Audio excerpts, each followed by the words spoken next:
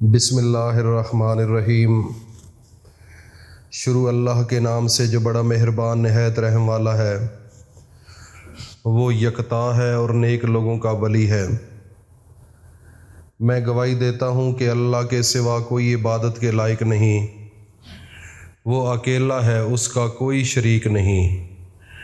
اور میں یہ بھی گواہی دیتا ہوں کہ حضرت محمد الرسول اللہ صلی اللہ علیہ وآلہ وسلم اللہ کے بندے، اس کے رسول اور آخری نبی ہیں۔ اے میرے اللہ، میرے نبی حضرت محمد مصطفیٰ صلی اللہ علیہ وآلہ وسلم پر اور ان کی آل پر اور ان کے تمام صحابہ اکرام رضی اللہ تعالی عنہم اجمعین پر اپنی خاص رحمتیں، برکتیں اور سلامتی نازل فرما۔ ناظرین، آج کا ٹاپک بڑا دلچسپ ہے، بڑی بات آج غور سے سننے والی ہے۔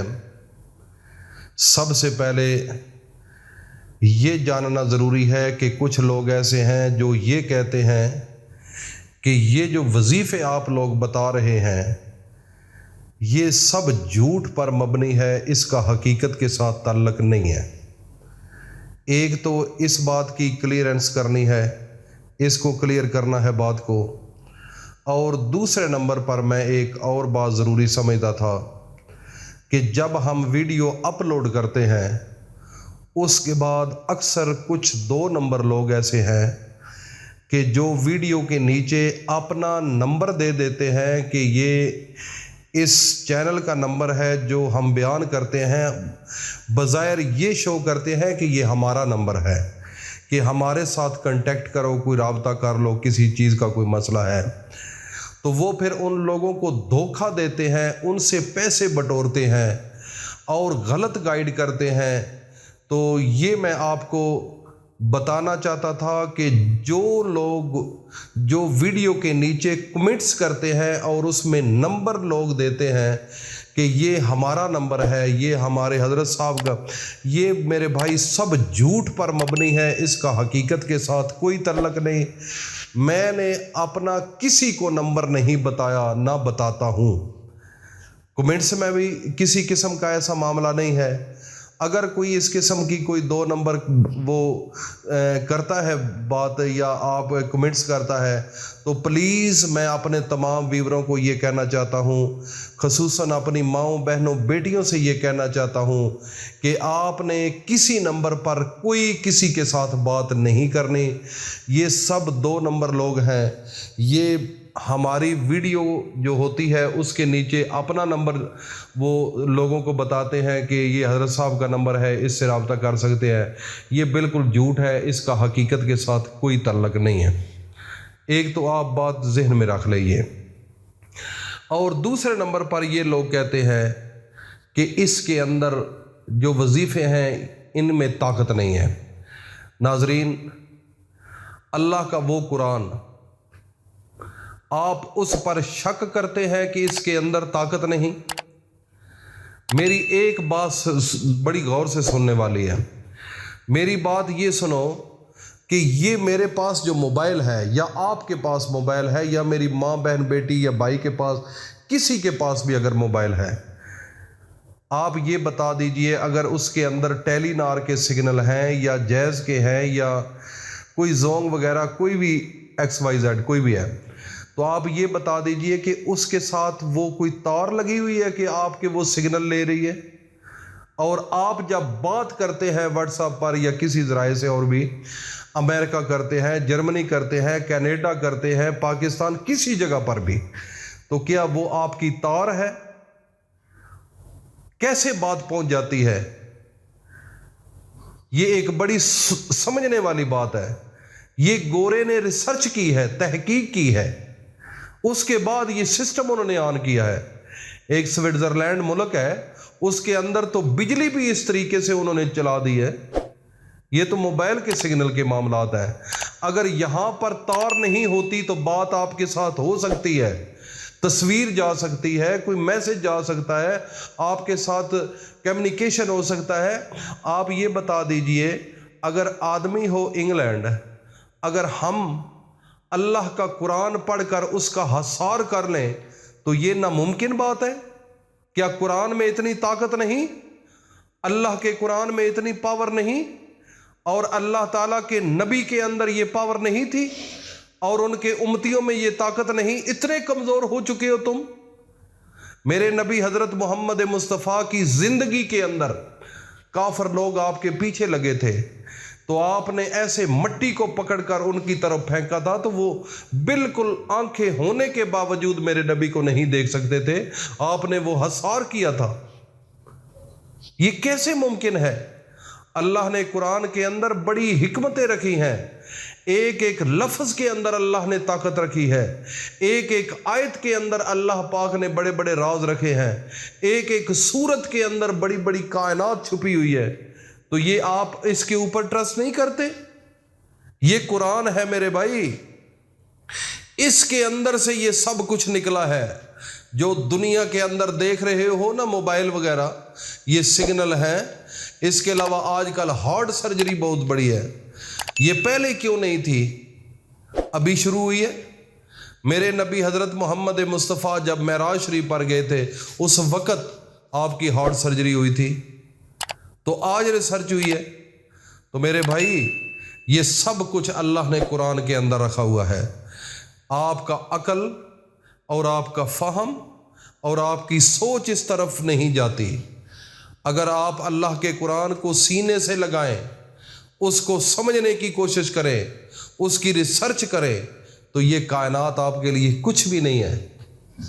یہ سب اللہ نے آپ کے لیے نشانیاں بنائی ہوئی ہیں اپنی قدرت کی۔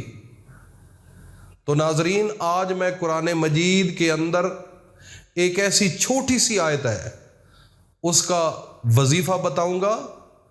اگر آپ کسی مقام پر بھی ہیں، کوئی جادو کا مسئلہ ہے، کوئی اور نظر لگ جاتی ہے، یا گھر سے آپ باہر جا رہے ہیں، اپنے گھر کا حصار کرنا چاہتے ہیں، یا پھر کسی کو کوئی تکلیف ہے، کسی کو جن یا کوئی اس قسم کا معاملہ ہے، تو آپ کسی مقام پر بھی ہیں تو آپ اس کا حصار کر سکتے ہیں، اس کا دائرہ جو ہے وہ اس کے اندر اس کو باندھ سکتے ہیں۔ ناظرین، اگر آپ کے سامنے کوئی اس قسم کا معاملہ ہے، 1 منٹ لگے گا، وہ سب کچھ اس کے کنٹرول میں آ جائے گا۔ یہ کیسے ممکن ہے؟ اللہ کا قرآن ہے میرے بھائی، اللہ کا قرآن ہے۔ اللہ کے قرآن پر آپ کو ٹرسٹ کرنا پڑے گا۔ اللہ تعالیٰ نے انسان کو اشرف المخلوقات بنایا ہے، تو تم کیڑیاں بننا چاہتے ہو، چیونٹیاں بننا چاہتے ہو؟ میرے رب کے قرآن کے پیچھے لگو، خدا کی قسم یہ کائنات ایسے ہے، ہر کچھ آپ کے ہاتھ میں آئے گا۔ یہ کیسے ممکن نہیں؟ تو ناظرین، قرآن مجید کے اندر بڑے راز اللہ نے رکھے ہیں۔ اگر آپ کو فیملی یا کوئی کاروبار یا کوئی بھی معاملہ ہے، اس کو اپنے حصار میں لینا چاہتے ہو، بھائی اس کو کوئی نقصان نہ ہو، تو قرآن مجید کی ایک آیت پڑھو، اللہ رب العزت آپ بالکل، اللہ پاک اس کی وہ نگرانی کریں گے، اللہ پاک کے فرشتے اس کی ڈیوٹی پر آ جائیں گے۔ تو کرنے کا طریقہ بھی میں بتاتا ہوں۔ کرنے کا طریقہ یہ ہوگا کہ قرآن مجید کے اندر سورت یاسین، اللہ کے قرآن کے اندر ایک ایسی سورت ہے جو پورے قرآن کا دل ہے۔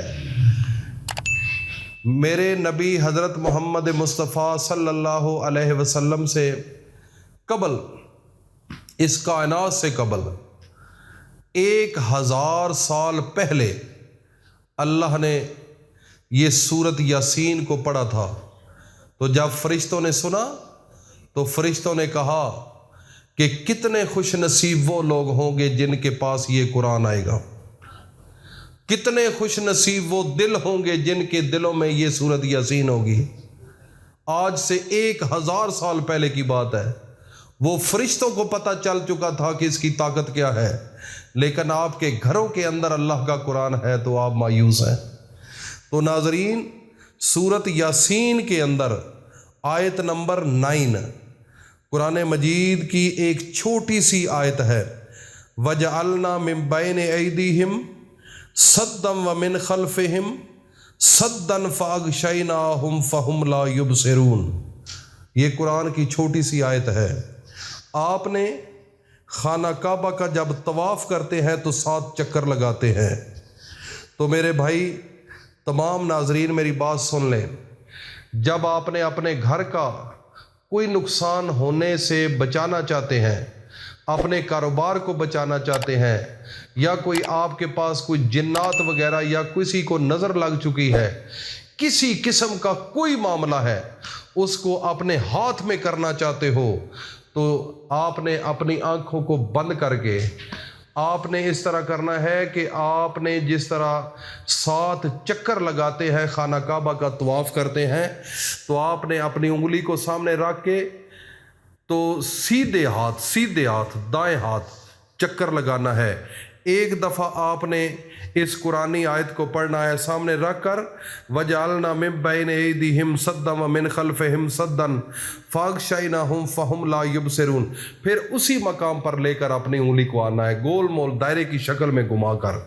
تو آپ نے یہ 7 مرتبہ آپ نے یہ عمل کرنا ہے۔ ایک دفعہ پہلے درود پڑھ کر یہ عمل شروع کریں، اور آخر میں پھر 3 بار یہ عمل کریں درود شریف پڑھ کر، تو پھر اس کو اپنے حصار میں کر لو۔